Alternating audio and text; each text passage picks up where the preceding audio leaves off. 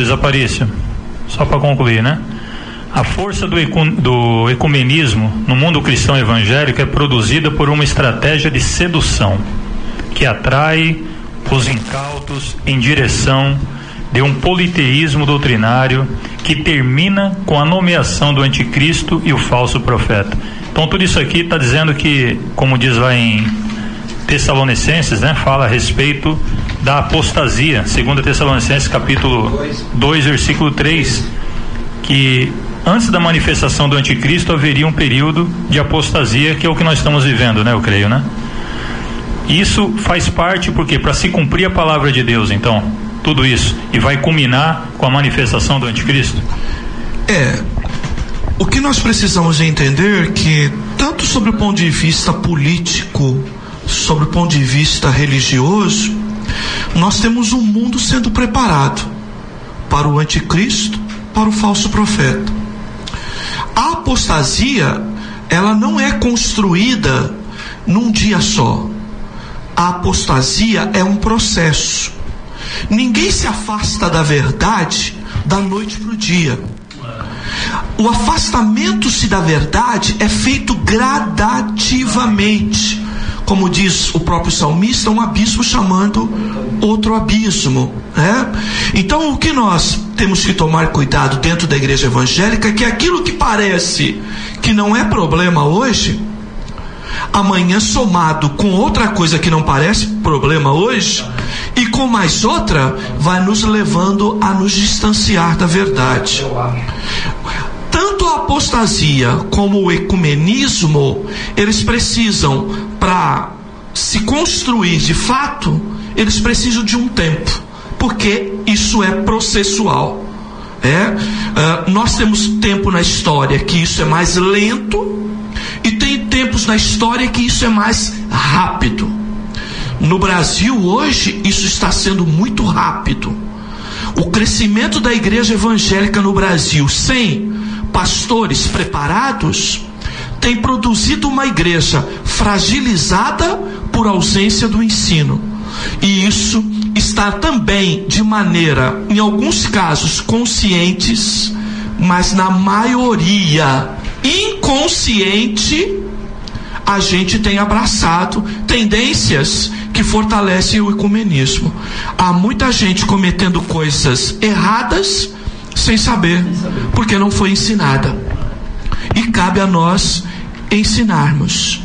Então, eu quero até aproveitar a pergunta aqui da nossa irmã Yara, nesse momento, que ela pediu para dar um exemplo sobre ecumenismo, porque muita gente não sabe do que se trata. Olha, o ecumenismo, como nós já dissemos, não é apenas, digamos assim, um modelo de uma igreja ou de uma religião única. O ecumenismo é um sistema que abraça todas as religiões, que faz conviver todos os conceitos juntos, de liberdade de convivência entre todos os pensamentos. Tolerância, né? A tolerância religiosa, exatamente isso, em nome da paz, em nome da fraternidade, da bandeirinha branca, entendeu, irmãos? Mas como pregar a verdade sem aborrecer a mentira? Como anunciar Cristo e não aborrecer e eliminar os anticristos? Como? Como defender um profeta e não machucar os falsos profetas? É impossível isso. Eu quero usar uma palavra que o eminente Silas Malafaia usou quando fez as pazes com René Vila Nova, quando algum tempo haviam se separado por causa da teologia da prosperidade. Recentemente ele fez a amizade dizendo: o que nos une é maior do que o que nos separa. Isso é jargão ecumênico. Eu repito, o que nos une é maior do que o que nos separa. Então, para nossa irmã Yara, um bom exemplo de tendência ecumênica é o que eu chamo de efeito Frankenstein. Vocês lembram do Frankenstein? aquele homem que foi criado por parte de outros homens. Assim é o ecumenismo.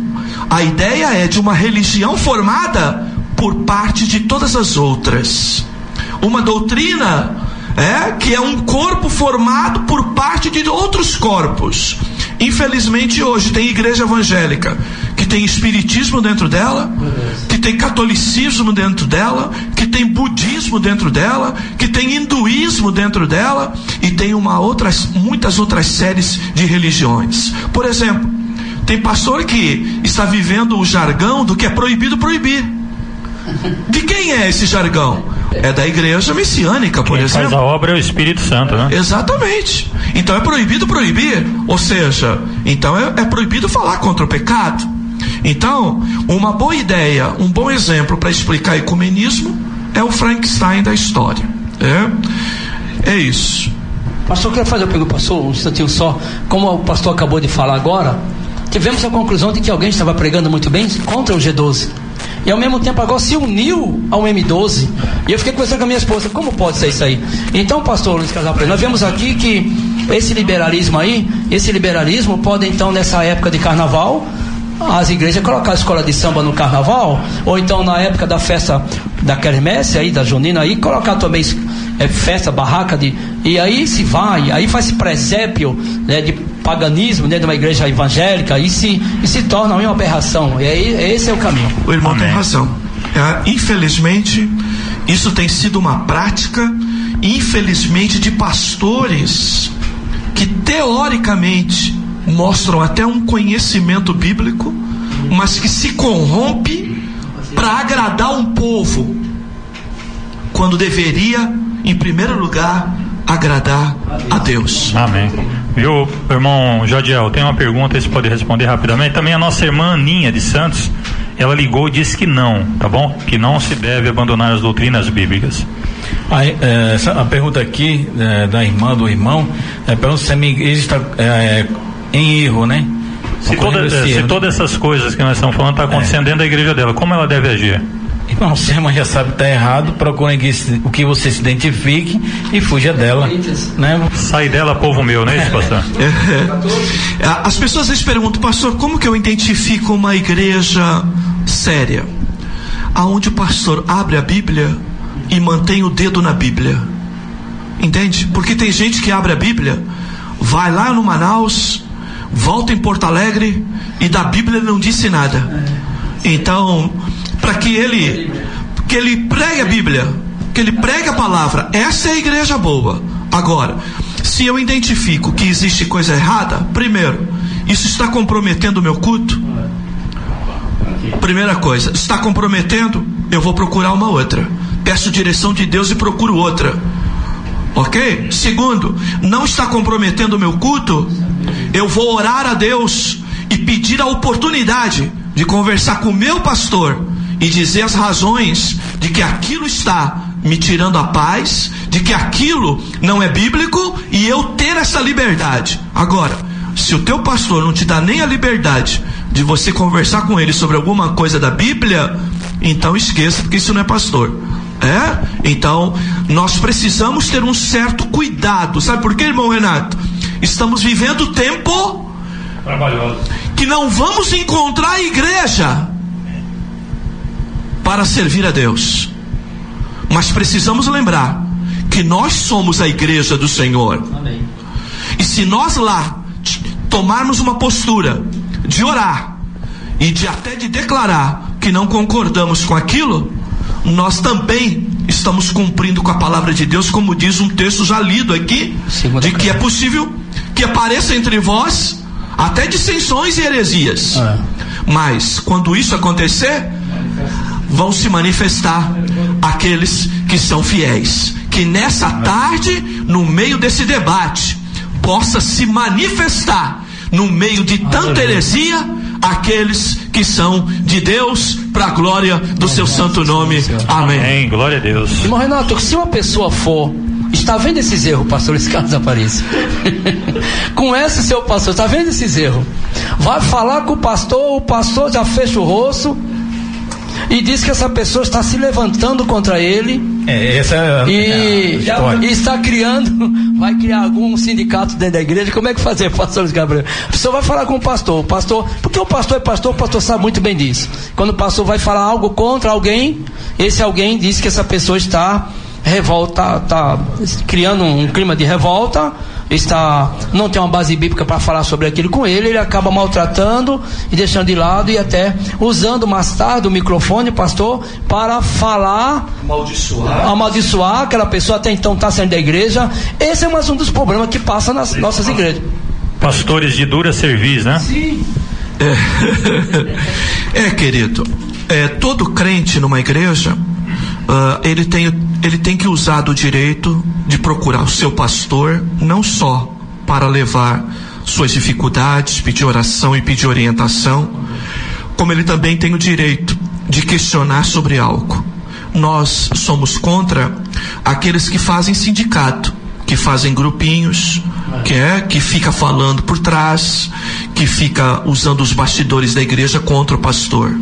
Mas aquele que pede um tempo para conversar com o pastor, abrir a Bíblia, explicar e conversar sobre a palavra, esse é um direito que todo cristão que está numa igreja séria deve exercitar, porque isso é um serviço para o evangelho.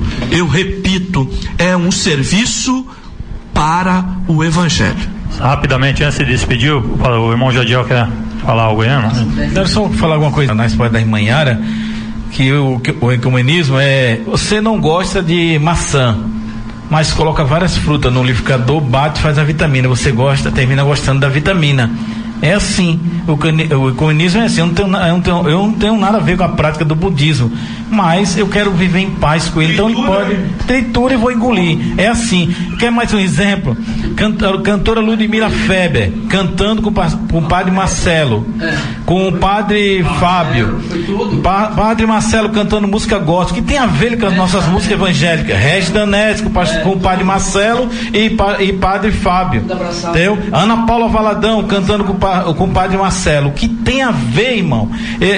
Nós evangélicos cantar com o padre, ou seja lá quem for, não tem nada, para viver numa paz. Aí a Xuxa disse, que coisa linda, uma paz. Numa conversa deles aí, ela até disse assim, você vai terminar sendo padre.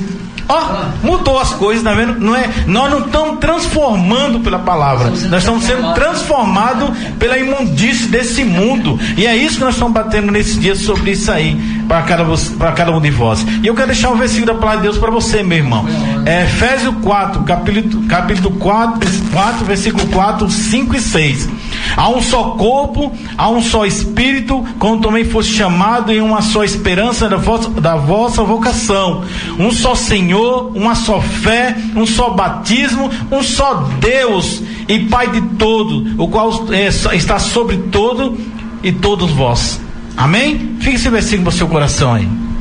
Então tá aí, eu também quero aproveitar e me despedir de todos. Você escolhe, né? Depois de tudo que você ouviu, a palavra de Deus diz que a amizade com o mundo é inimizade contra Deus. E o ecumenismo diz construir pontes e não levantar muros. Aí a escolha agora é sua, né? Como o pastor Luiz Aparício colocou.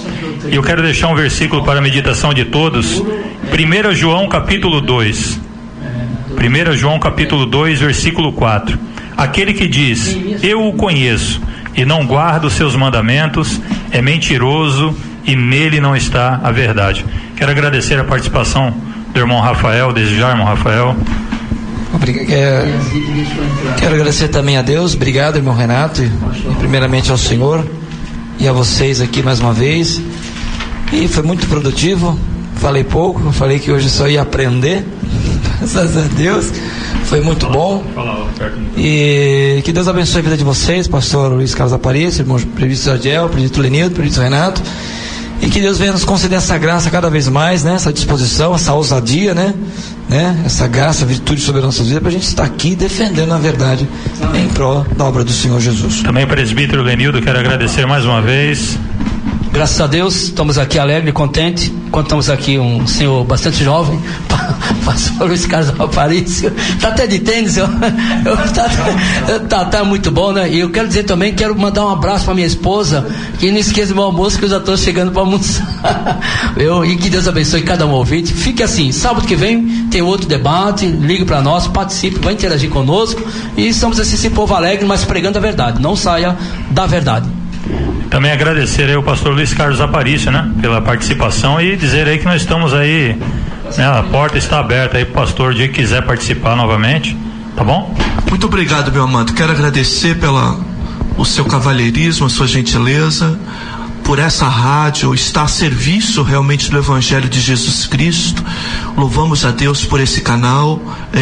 Eu quero aproveitar e mandar um abraço para todos os irmãos da nossa igreja que certamente estão na escuta. Nós tivemos tempo de avisá-los com antecedência que estaremos aqui.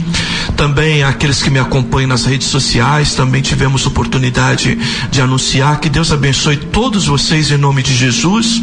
E eu quero terminar aqui dizendo João 8:32.